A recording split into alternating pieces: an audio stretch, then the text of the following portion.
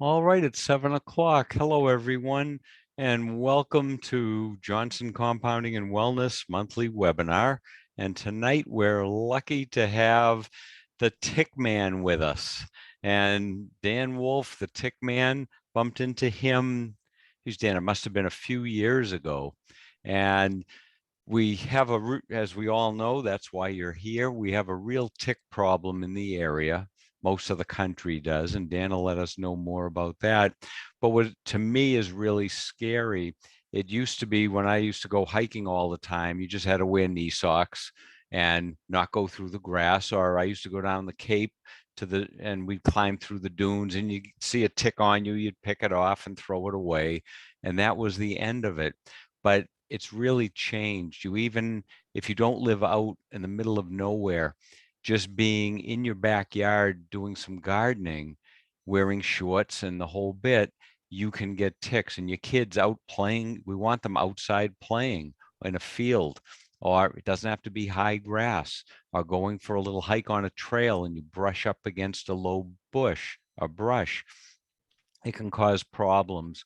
And identifying the tick and finding out if it does contain the organisms can be very helpful, because getting the tick off properly really quick is very important. But also, if you do have a problem, getting treatment early as opposed to a year or two down the road when you're having symptoms that nobody can figure out is very, very beneficial. So if anyone has any questions, you can put them in the Q&A box. Also, Dan will answer them at the end of the presentation, and we can set it up because Dan's a people person also. So at the end, if you hit the little raise your hand, I'll know that you have a question, and then I can go down the list and unmute you. I'm sorry, the way the system's set up, you can't unmute yourself. And it's not that we don't trust you, it's just the way the system's set up. So then we'll be able to have some dialogue back and forth. And with that, Dan, when you're ready, you can start sharing your screen and we'll get rolling. Yeah, thanks, Gary. I just want to say before we get started that actually we met, it's got to be close to almost 15 years ago now, when I was with the Integrative Learning Institute locally. Yeah. And that's how we got together. But yeah, time is flying. It is. It is. You guys have done a great job. And I think all of your viewers will agree with me on that one. And it's always been a pleasure to help out where I can, especially when it comes to ticks and tick-borne illnesses. So I appreciate being here, and I appreciate everybody that's here today. So without further ado, let me go here and share the screen with sound, and we're going to get to the presentation right now. So hopefully everybody can see this okay. And, you know, it's a little bit different. I'm used to interacting live with people, so I can't see any faces or expressions or anything like that. So I'll do my best. And this is a basic presentation that's going to go over some general questions or some general information about Lyme in particular and tick-borne illness, and about ticks and how they behave. So I tend to use it more as a guide than anything else. But if you do see anything that I'm missing or going over too quickly, again, just put your questions in the Q&A box, and we'll be sure to address those at the end. So I'm going to get started here, and welcome everybody to the Tick-Borne Disease Prevention and What You Need to Know to Beat the Bugs presentation by yours truly, Tick Man Dan. So we'll get started here. And, you know, here's some basic questions that I'm going to go through. So are you at risk of disease if you're exposed to ticks? And I think we can all agree that the answer to this question is yes, because ticks can carry a lot of different types of illnesses and pathogens that cause infection. And, you know, just a few of them listed here: Babesia, Bartonella, Anaplasmosis, Ehrlichia, now there's Powassan virus, and of course, Lyme disease, which everybody knows something about. I mean, I have yet to give a presentation or meet with people that don't have an experience to share with either themselves or somebody they know or somebody in their family that has suffered from Lyme disease or another tick-borne illness. So there's others on top of this. And it's interesting that our deer ticks in our area, which is the one that I focus on, happens to be an adult female deer tick, like the one pictured on the screen, are capable of carrying not only Lyme disease, which is a bacteria, but also viruses and parasites. So it's important to differentiate between those three and to know what type of infection you have. It'll help in determining your treatment options. And if you do choose the traditional medicinal route, you have to know that, for example, a bacteria is treated with antibiotics and a parasite is treated with an anti-malarial type of medication. So it's important to know what you're infected with. And of course, Johnson's always has been great with providing sort of supportive care and treatments, natural and I don't know too much about the business, but natural and integrative types of solutions. So I have some true or false questions here. And these are, again, pretty basic. You probably know a lot of these answers, but I just want to emphasize these very specific true false questions. So when a tick bites through your skin and starts to feed, it has to be there and feeding for at least 36 hours before you are at risk of getting a tick-borne disease. Is that true or false? I'm going to tell you it is false. And the reason being is that I mentioned to you that our deer ticks around here are capable of carrying a lot of different types of microbes that cause infection. Now, even if, and some researchers claim that a reactivation process occurs within a sort of a dormant Lyme bacteria within a tick, and it takes a while for that activation to occur, get that bacteria up through the tick's body and into the salivary glands, where they then spit into you while they're feeding. It's kind of gross, but certain researchers are claiming that it takes a while for that to occur. Now, I don't know for sure either way. I've heard arguments on both sides. But one thing is for darn sure, if you have an attached tick, your best bet is to remove it as soon as possible and as properly as you can. The longer a tick is attached, the more chance you have of being exposed. And even if, I'm not saying it's true or not, but even if it were true that it takes 24, 36 hours for the Lyme bacteria to infect you, what about the other ones? Well, we know that Powassan virus, which in fact has caused, I think, 3 fatalities in New England this year alone, can be transmitted in as little as 15 minutes. So you can't say to yourself, oh, it was only on for 6 hours, I'm safe. Well, if you believe what they say about Lyme disease, maybe you're safe from Lyme, but you're certainly not safe from some of the other ones. So again, rule of thumb, get the tick off as quickly as you can and as safely as you can. So Lyme disease is a very common infectious disease in the United States and occurs in many states, not just the ones in the Northeast. That is a true statement. And while historically speaking, a vast majority of cases, maybe 10 or 20 years ago, let's say more than 90% of these cases, according to the CDC, were occurring in 14 states only. That would be Northeast and Upper Midwest. Well, that landscape is changing due to a lot of different factors, including climate change and wildlife proliferation and people getting outside more. All of these factors influence the amount of cases and where they are going. So they are spreading. So now it's more like Northeast, Upper Midwest, Mid-Atlantic now. Pennsylvania just was recently dubbed #1 for Lyme disease. So it's on the move and the landscape is changing. And if you go to the CDC's website, you'll see the maps and you can see where they're shifting and spreading. So bottom line is that this is a difficult illness. There are more ticks in more areas carrying more pathogens, and disease rates are increasing. So, I mean, I don't want to scare people. We want to enjoy the outdoors. We just don't want ticks to ruin our fun. So we must be prepared.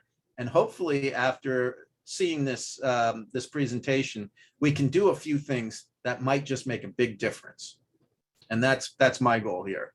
So if you're bitten by a tick and you're infected with Lyme disease, you'll know it because a rash that looks like a bullseye usually appears around the bite within a few days. Well, that's going to be false as well. And the reason behind that is that not everybody gets that bullseye rash.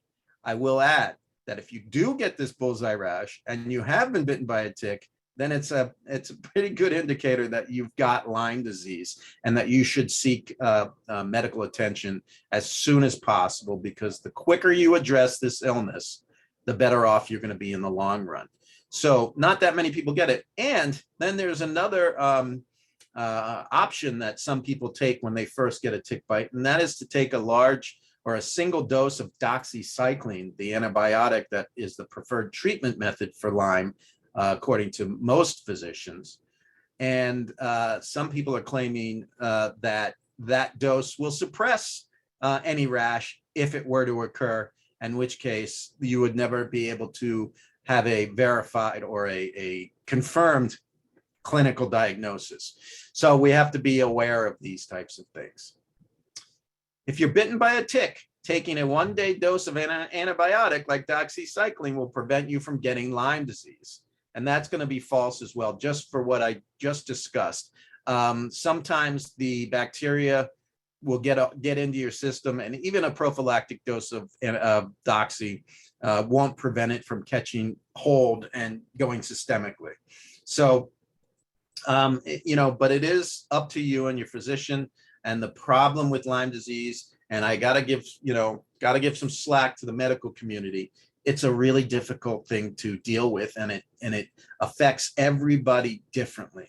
So until they get better diagnostics that will actually detect the bacteria as opposed to detecting the body's response to the bacteria, which occurs at different time frames, you want to just really try to, you know, figure it out. And it's not going to happen until we get better. I mean, confirmed diagnostics. You know, so that diagnosis is a difficult one, but most people, when they do present with symptoms, really it's very apparent that they do have Lyme disease. If the doctor orders a blood test for Lyme disease and comes back negative, you definitely don't have Lyme disease. Well, that is not true at all, because of what I just mentioned. The standardized testing that we have right now is looking for the body's immune response to the bacterial infection. And that could occur over a period of a couple of weeks where it's detectable. So timing is pertinent when it comes to getting your regular blood test. And these tests have been shown to be very inaccurate. So, like I said, there are people on groups working on new diagnostics, and until we get a really good one, we're still going to be in this kind of situation where, again, it's a clinical diagnosis, and if your physician is not as experienced as another physician with Lyme or with tick-borne illnesses, you might not really know the truth for sure. So we'll leave it at that.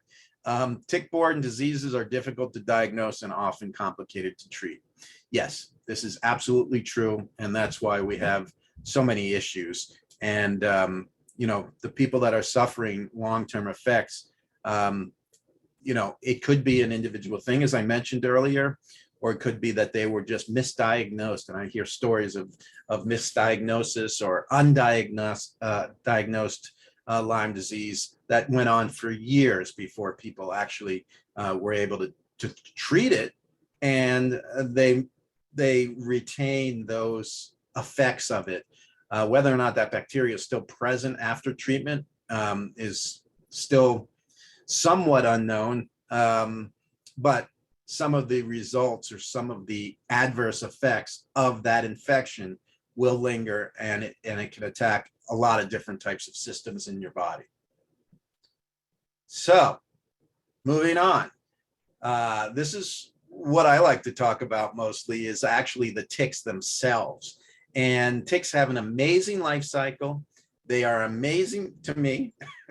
They're amazing creatures. The evolutionary things that went on within these little suckers, these parasites, is just phenomenal to me. And they live 2 years. They don't freeze. They live through the winter because they produce an antifreeze that works in their cells called glycerol. And that glycerol, just by coincidence, is a food source for live bacteria within those ticks. They come out as eggs. They're larvae, nymphs, and adults. They feed, the females will feed 3 times only. They only feed between stages of life and when they're either laying eggs or after they mate, male or, depending on male or female. So it's just amazing. And the process in which they are able to bite and keep feeding, involves a lot of different types of chemicals that they produce, and just a lot of evolutionary things that make them such good vectors. So I want to talk to you a little bit about what can we do for prevention. And a lot of people talk about repellents, and people have different preferences. Some prefer the good old-fashioned DEET. There's another one called picaridin, and then there's your organics. Now these are for application on your skin. And DEET and picaridin are very similar. Picaridin is like the new DEET. DEET's been around for a long time. The problem is it has corrosive characteristics for plastics. So if you've ever spilled DEET in your tackle box or in your backpack, which I did last year, it stinks. You can't get it out. And anything that comes in contact with it, I had some plastic ribbon tape, and it was just dissolved, basically. Picaridin is not so bad.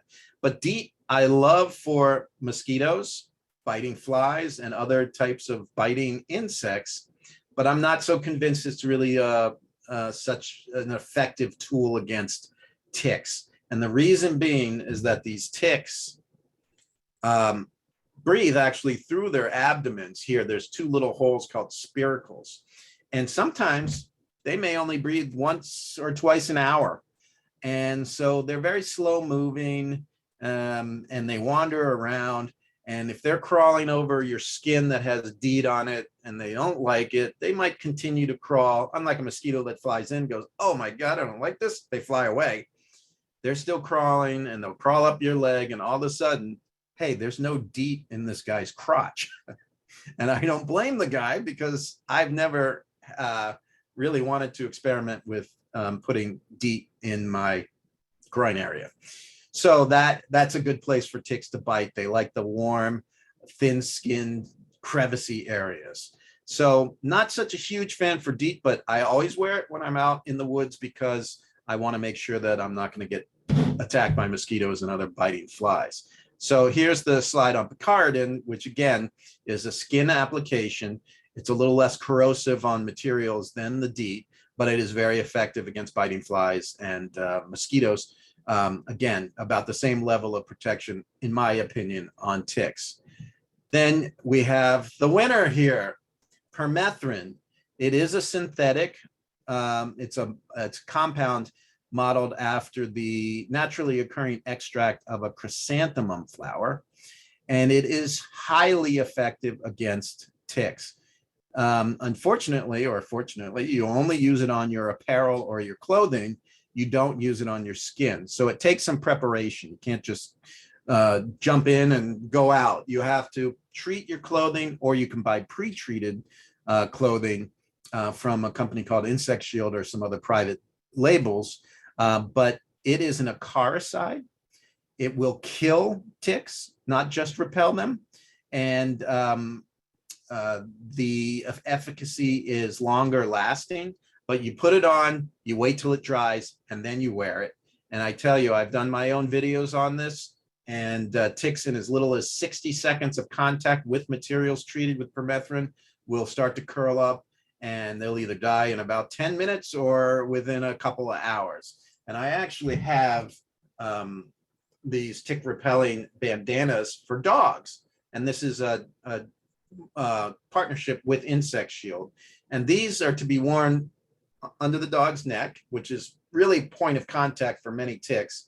But it's an added layer of protection on top of their normal flea and tick, Seresto, Bravecto, or Frontline. But an added layer of protection that will not allow the ticks to be repelled and be on your couch or in your bed. It actually will kill them over time. So permethrin is my choice. I'm sure Gary might have some comments regarding other types of organic or natural products. And my feeling is, listen, if it works for you, I am all for it. I'm just here to give you what my opinion, and after I've been studying this for many, many years. Just a comment on children and repellents. Don't end up like this kid. Monitor the application, of course, with any repellents, organic or non-organic, on your children. Make sure they get it in the right places. Make sure they keep it out of their eyes and off their hands, because their hands are always in their mouths and in their nose and in their eyes. It might cause some adverse reactions on your mucous membranes. And just monitor what's going on with your kids, as many of you already do. So, and then the last slide here is the natural repellents. There are plenty of companies that came out, and again, a lot of people like to use them. This is for your skin as opposed to on your clothing. And I just don't give an opinion either way when it comes to the natural repellents. And I think that's up to you, and, you know, little trial and error there. So the other thing that I wanted to just, as long as we're talking about repellents and how to stay safe from being bitten in the first place, I produced a video a couple of years back, and it just highlights, you know, how important some simple steps can be. And you'll see in the video, you know, when you're coming in from a ticky area, don't walk all the way through your house and sit down. Take off your clothes, put them in a hot dryer, check yourself. If you find a tick, know what to do. So I'm gonna play this video, and hopefully you will enjoy it. And it's a little humorous at times, but that is designed to get your attention and just to make sure that you can remember some of these easy tips that I'm sure will prevent or help reduce someone's exposure to harmful infections. So here we go, and hopefully everybody can hear it okay. Tickman Dan says, check yourself for ticks and don't neglect your crevices.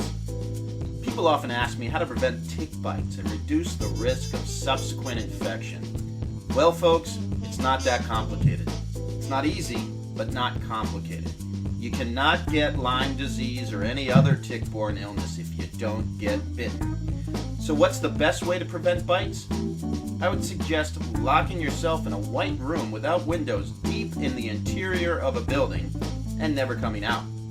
Since that's not practical for most people, I recommend that we conduct thorough tick checks correctly and as often as possible on ourselves, our children, and our animals. Here's my first suggestion. Get naked. I mean it. Get naked. And do it as soon as you get in from outdoors. Before you go traipsing through your house like Tinkerbell, dropping ticks like flecks of fairy dust, strip down and put those clothes in a hot dryer for about 15 or 20 minutes. If it's winter, keep them in a bit longer. Ticks hate dry heat as much as we hate ticks. Now comes the fun part. Drag your naked body into a very well-lighted room with a mirror. Most bathrooms fit the bill. Then I want you to methodically examine your body, head to toe, front to back. If you really want to make tick checks fun, invite someone else to help and then return the favor. You never know what might happen. Ticks love hard to reach and see areas of your body, so please look closely at the following. Between your toes, behind your knees, in your crotch and groin area, around your belt line, in your belly button. I've had 2 ticks feed in there. Must have been hard with all that lint. Under your arms, the back of your neck, and behind your ears. Now you're going to love my next suggestion.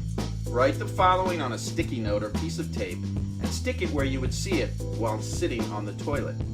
Here I sit and wonder why I have to check for ticks where the sun don't shine. Then proceed to examine all your private goodies until you're satisfied that there are no hitchhikers on your junk. Ticks like your junk. Finally, when you're relaxing in front of the TV or reading, simply continuously run your fingers through your hair and on your scalp to feel for anything unusual. I do this all the time. I was thinking about having a monkey do it for me, but monkeys kind of creep me out. Follow the same procedure for your kids. If they're young enough for you to check them, try using a flashlight and a magnifying glass. Nothing like getting to know them better. If they're old enough not to let you check them, please make sure they do a good job themselves. Pets love tick checks. Examine your pet thoroughly from tail to nose, and you might even get a few sloppy licks in return. Keep in mind, ticks like to embed themselves in the neck, head, and around the ears of animals, so pay particular attention to these areas. Searching is made easier by separating the fur and examining the skin. Again, just be thorough. Ticks are very persistent little parasites, and constant vigilance is highly suggested to keep as safe as possible. Tick checks are an important component of one's prevention regimen. If you discover a tick, it's super important to remove it as soon as possible, and to do it correctly. Please visit my website at www.tickies.com for proper removal instructions and to get my new tick removal tool called Tickies. Stay tuned for more helpful tips and suggestions from Tickman Dan, and remember, don't neglect your crevices. Okay. Well, I hope you found that interesting. Again, I'm just trying to stress to the point that, look, if you just do your tick checks on a daily basis, or when you come, particularly when you come in from a ticky area, we could prevent illness. And it's as simple as that, because if you forget about it and you got a small tick somewhere where you're not really looking all the time, that's when we have the problems. So we'll move on. So if you do discover a tick, it's really, like I said, important to get that tick off quickly and safely. And the Tickies tick removal device is what I invented, and it comes in a package like this. And basically it's a 2-sided tick removal device. It's stainless steel, so it's durable. It's got very fine pointy tips for getting out small ticks. And then it also has a slotted scoop, which is perfect for removing ticks from animals. So if you see here in the picture, this is absolutely the perfect way to remove a tick. You don't need any of these other gadgets like these spoons or the key, especially for people. They're very limiting as far as where they can effectively remove ticks. And as a matter of fact, in certain circumstances, these devices could be dangerous because any agitation or poisoning or crushing of that tick can cause it to rupture or possibly expose you to the juice inside of them, which is all bad. So you can see here right at the very tips of the tool is where the proper position for it. You would squeeze and then just pull straight up in a slow, steady fashion until it pops out of the skin. So why is it so hard to pull them out? Well, the picture here on the left is a close-up of the mouth parts of a tick. And as you can see, the bottom section called the hypostome is barbed. And those barbs are sharp and they go into the skin and hold it firmly. The chelicerae on top are like 2 arms, and you could clearly see those really sharp hooks. One side would puncture the skin, the hooks would hold it in as it pulls out, then the other side, and it just does like a sawing motion and kind of ratchets itself into the skin as far as it can go. And then here's where the interesting stuff is before they start biting, they spit on you. Their spit contains a numbing agent, so you don't feel the bite. Once the ratcheting process or the penetration process is complete, Then the tick's saliva also contains a cement or a glue-like substance, which kind of backfills in between the barbs and holds it into place.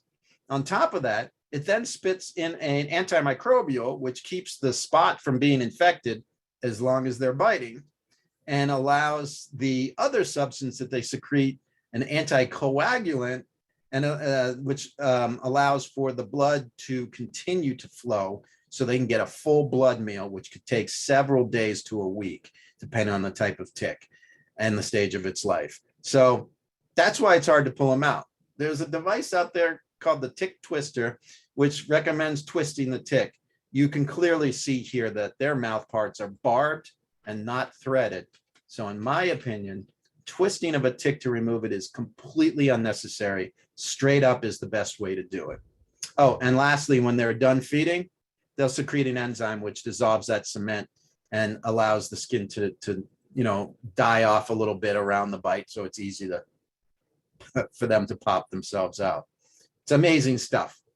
What you don't want to do is, like I said, twist it, jerk hard on the tick, angle it out. You always want to go straight up. You don't want to put soap on it, alcohol, Vaseline. You don't want to light it with a match. None of those things have been proven to be effective, and as a matter of fact, could actually increase your exposure. So simple is better.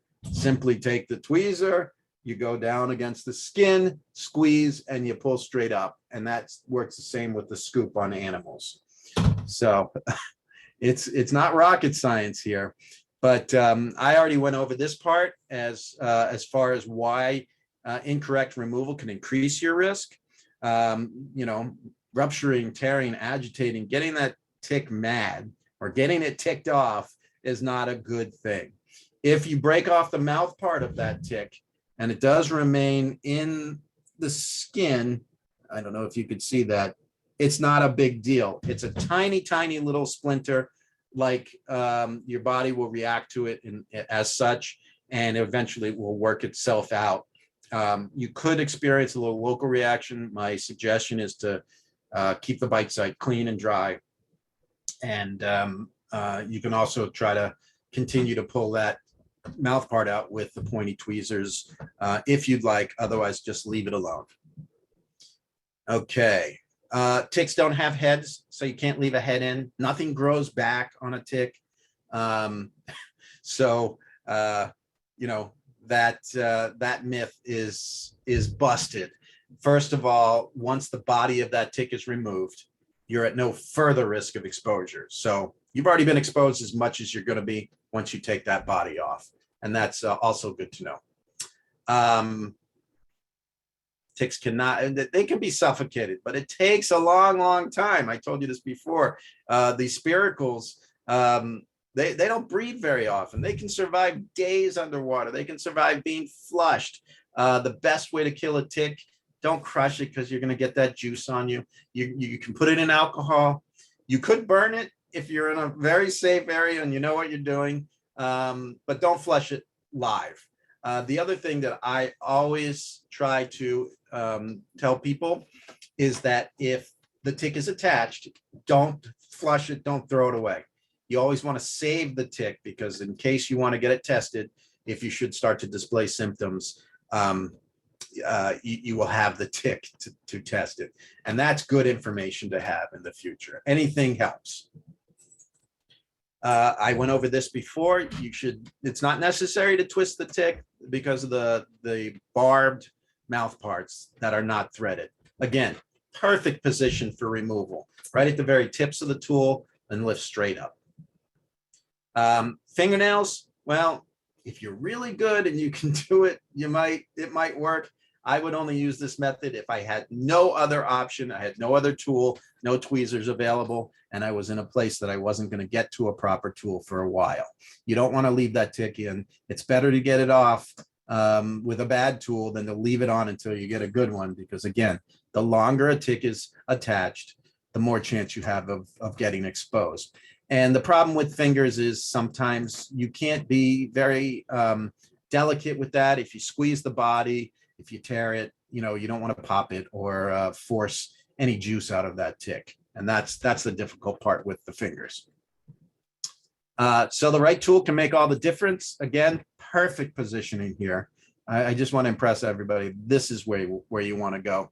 The scutum, or the little brown shell, is harder than the elastic abdomen, and you want to get down as close to the skin surface as possible and just go straight up in a slow, steady fashion. So I'm not going to go into the whole sales pitch, but a lot of research. I've had the opportunity to remove over 3,000 live ticks. I've also been bitten more than 225 times by deer ticks. Fortunately, to my knowledge, I have not contracted a tick-borne illness. Everybody is different. Some people get bitten once and their lives are ruined. Some people like me get bitten hundreds of times, and we still are okay as far as we know, and we don't know why that is. So this item was the first item that I developed. I also was able to take it a step further and have this tick kit available, which is a waterproof, self-contained premium tick kit with everything everything you need to know about what to do when you do have a tick on you. It includes getting a free health risk assessment from the University of Rhode Island, and it also includes instructions on how to submit a tick for testing at the former UMass lab. And you can use a promo code in there for $5 off of any test moving forward. So it gives you all of the proper components to give you peace of mind. And I like to call it Tickman Dan in a can. So we want to help, and our goal is to prevent, tick-borne illness one person at a time, or one tick at a time. So again, this is just to emphasize the two sides of the stainless steel Tickies device. And I will add that Johnson's does carry this. And if you have any questions, you can talk to Gary or any of the staff over there. They're very helpful.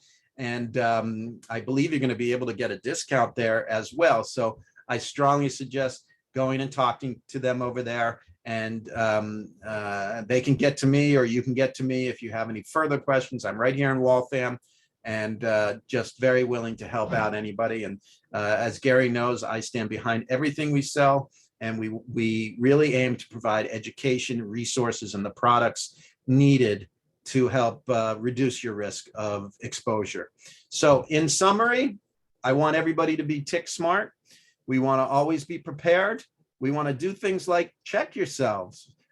We want you to know how to remove them correctly, and what to do if you have symptoms, to talk with your doctor. And most of all, stay safe, take care of yourself, and Tickman Dan says, don't neglect your crevices. So having said that, I will stop the share and we'll get back to our regular screen, and we'll see if we can answer any questions that you all might have. So Gary, are you back on? I'm back, Dan. That All was right. great. The couple questions, I just want to let people know we're offering 15% off both on the tweezers and the tick kit. And I think the tick in a can, or Tickman Dan in a can. Tickman Dan in a can. It's a nice little kit that you can take anywhere, but a lot of people are buying it and just throwing it in their car and leaving it in the car. So then wherever they go, hiking, to the beach, whatever, they have it with you. And somebody just asked, can you hold it up? And you're doing it and showing what's in there. So there's yeah, I'm sorry, Gary. There's instructions outside of the container. There's resources on the backside.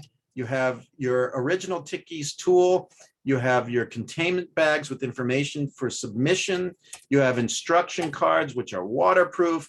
They'll go through everything, tick removal for people, pets, how to get that health risk assessment, and how to submit it for testing.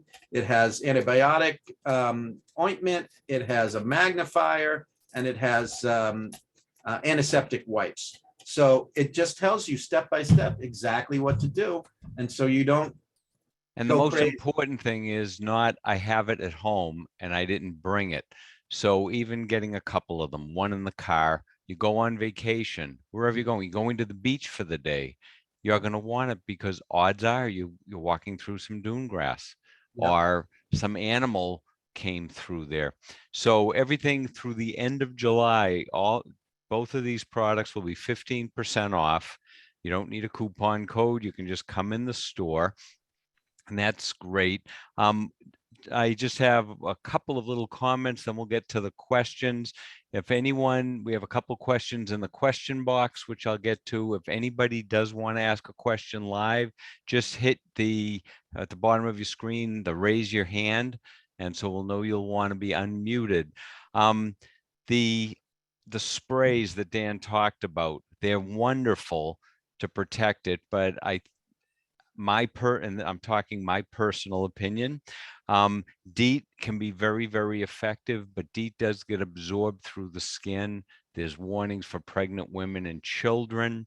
I think the permethrin, even though it's a chemical and we try to do things as natural as possible, that's great because it works and it still is in contact with your skin because of the clothes, but you're spraying it on the outside of the clothes, so there's less exposure. The natural products, the Ticanol, I've used myself. For me, I think it's effective for the mosquitoes and some of the flying, not instruments, insects. I haven't been bitten by a tick, and I've used that, but it could be that there weren't any ticks around where I was. So I think what it goes down to is figuring out where you're going and what your exposure risk is, and then what are you going to do? Now, I remember in Boy Scouts, they used to always make us, which we hated, wear knee socks, or if it was cooler, you wore long pants and you put a rubber band at the bottom, and then you examine yourself as you got undressed. So if you're in a tick infested area, it might be a good idea not wearing shorts and wearing not the low cut socks, wearing higher socks, and then using one of the sprays. That the best thing would be to kill them if they come on you, or try to get rid of them. And so I guess the permethrin and the Ticanol and things like that would be what I use. The DEET, I think if I was going into a malaria area, I would probably use DEET, because you want to use the strongest thing. Everything is a benefit risk. But if I'm just going for a hike locally, I don't know if I'd want to slather DEET all over myself. And so a couple of questions. One, do all ticks carry Lyme, or just the smaller deer ticks?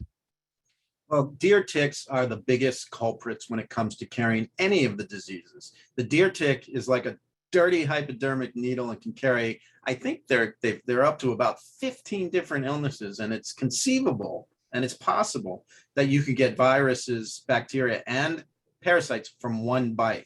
And many people, this is called co-infections. They experience different illnesses or different infections from a single bite. So while deer ticks are the most notorious for carrying Lyme, other ticks can carry it. But for example, the dog ticks in our area are not known to carry Lyme. They're known to carry Rocky Mountain spotted fever, which fortunately for us is very rare.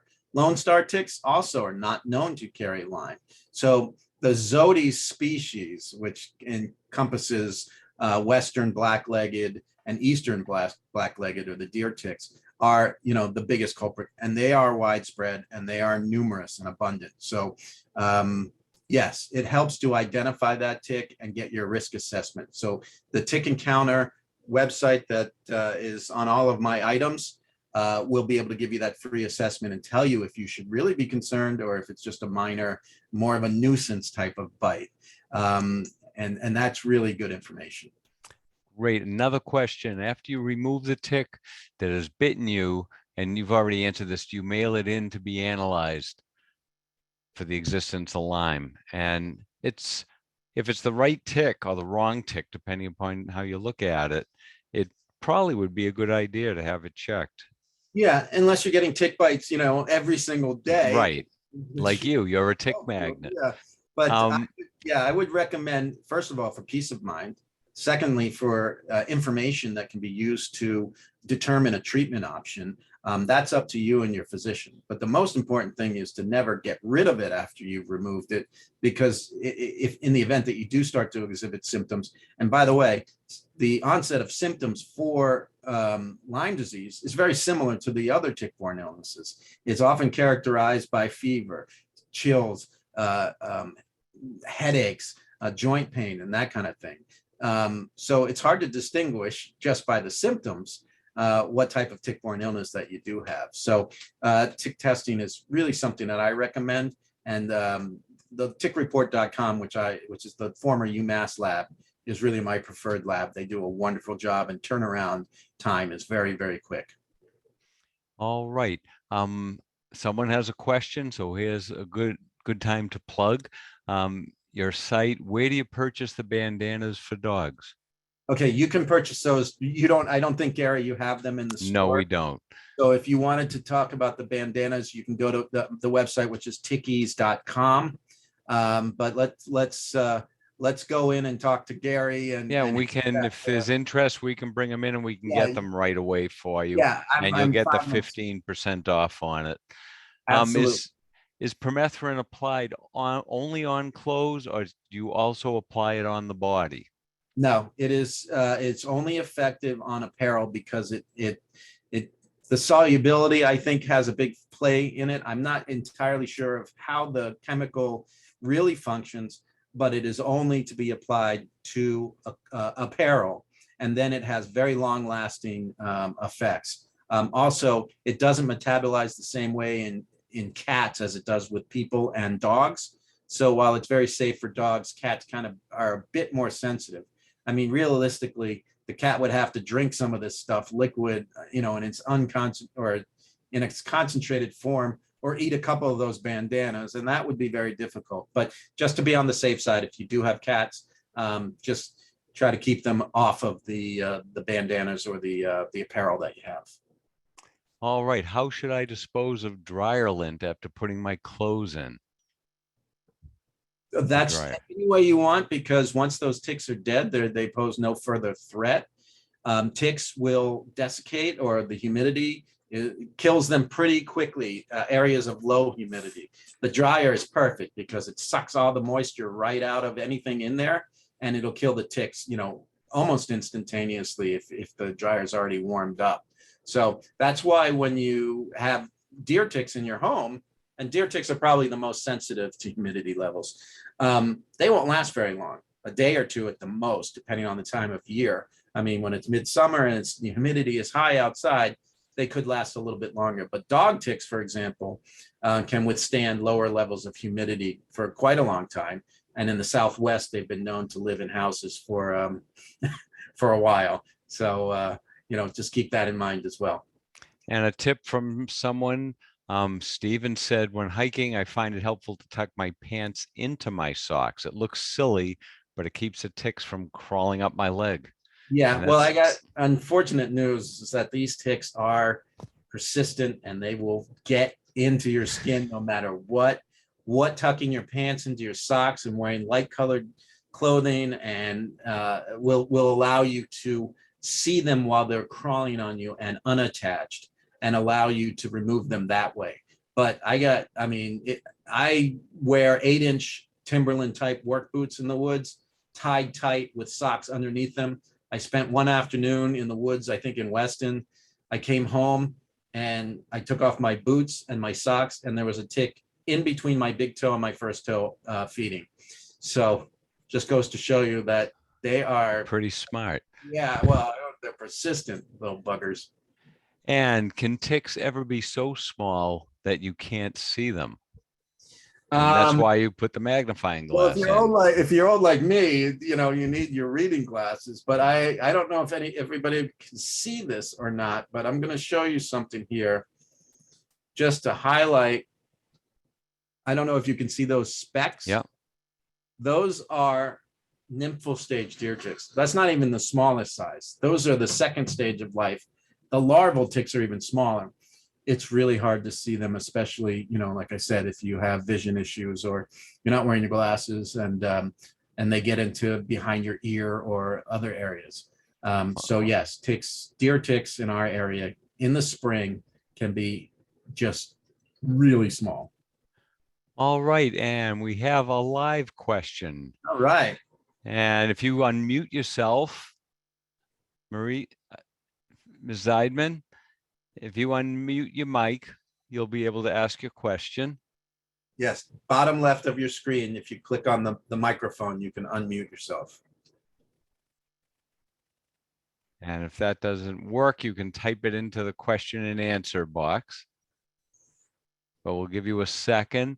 To keep a tick for diagnosis, how do you store it? Does it die and you keep it in a plastic bag? It'll die, and it doesn't matter if it stays alive or not for testing.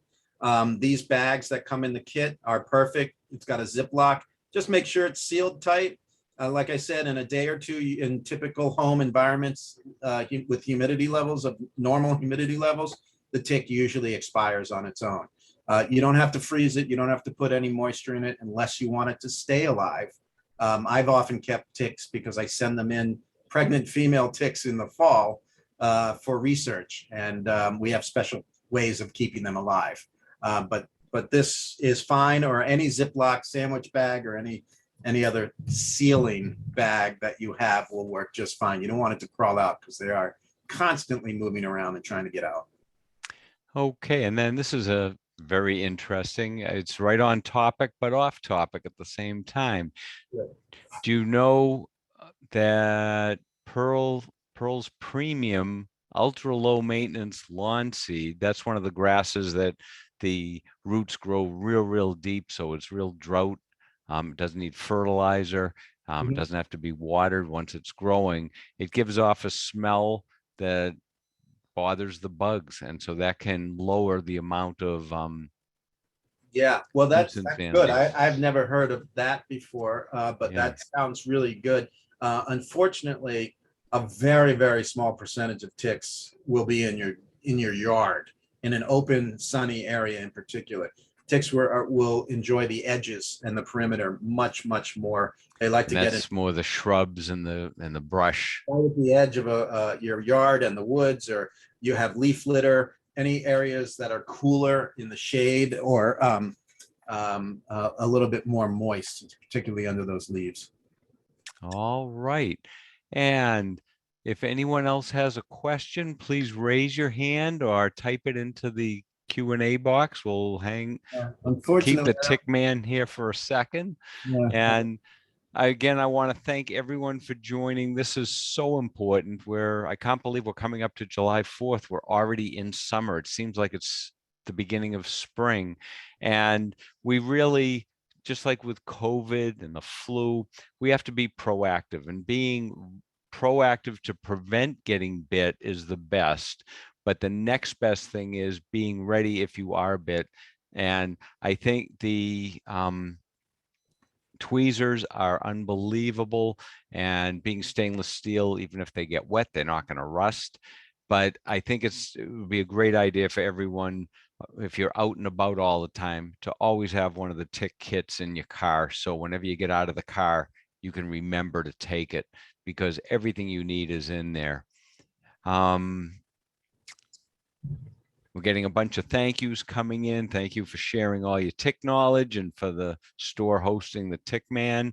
And we appreciate it. And Dan, I can't believe it's been over a decade, but it's really been a very interesting 12, 14 years. Yeah. And You knew me before I was Tick Man. yes. And then I knew you when you became Tick Man. I'd like, okay, so I have a couple of people saying they would like to purchase the bandanas. Could you have some sent to the store? So if you could call the store tomorrow and ask for Steven, I'm Dan, I'm not going to be there, and we'll put in an order for some of the bandanas.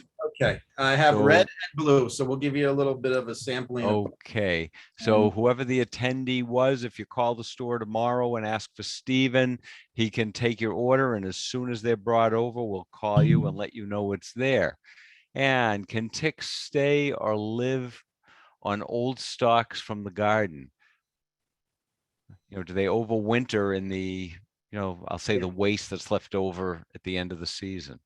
Certainly, it's possible, and they love to burrow down and just get under that leaf litter or whatever material you have there, and kind of go into this. It's called diapause, which is kind of, it's not really hibernation because as soon as the temperatures warm up, they can spring back to life. So, I had tremendous luck hunting ticks in February a few years back, where we had I think 3 or 4 days in the 60s and 70s. It was unusually warm. And that's all it takes. And that's all it takes. Usually it's not like one quick day of warm temperatures. It's one or two in a row.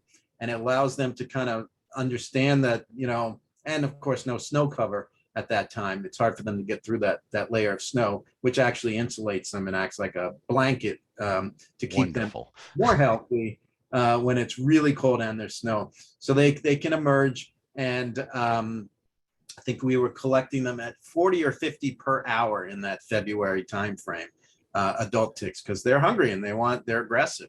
And so it's like, oh my God, it's warm out. I'm going to go and see what I can latch onto, rather than going back underground. So yes, they can survive in a variety of different places in the wintertime. All right, and Sharon asked, will there be a replay? Yes, I'll process this video tomorrow and it'll be up on our website, naturalcompounder.com. Click on the blog tab. It'll be there and it'll be on our YouTube channel, and it's open to the public. So yes, the link can be shared with friends and family. And somebody else said, make sure, I want a red bandana for my dog. Make sure you get a red one. And what about tick shampoo for dogs? Does it work well? Yeah, you can talk to your groomer about that. They have stuff that they work with. And I believe, as we mentioned, permethrin, it's part of the pyrethroid family. And I could be mistaken, it's not my area, but I believe they have pyrethroid-based shampoos that would be really effective at keeping the ticks off or killing the ones that are on the dog. Again, it's not such a great idea to kill them while they're feeding, but you never know which ones are attached and which ones aren't, usually until it's too late. So that's a question for the groomer as well. Okay. Well, Dan, thank you so much. This has been great and very timely. And I'll be looking forward to seeing the bandanas in the store. See what they look I'll like. make sure I get in touch with Stephen tomorrow. And everybody, thank you so much. We look forward to seeing you, or Gary looks forward to seeing you in the shop. And by the way, if anybody has any questions, they can contact me at dan@tickies.com, or they can call me at 855-TICK-READY. Very good. Thank you. And thank you, everyone, for joining us. And we'll be seeing you soon. Have a great night. Take care. Bye-bye.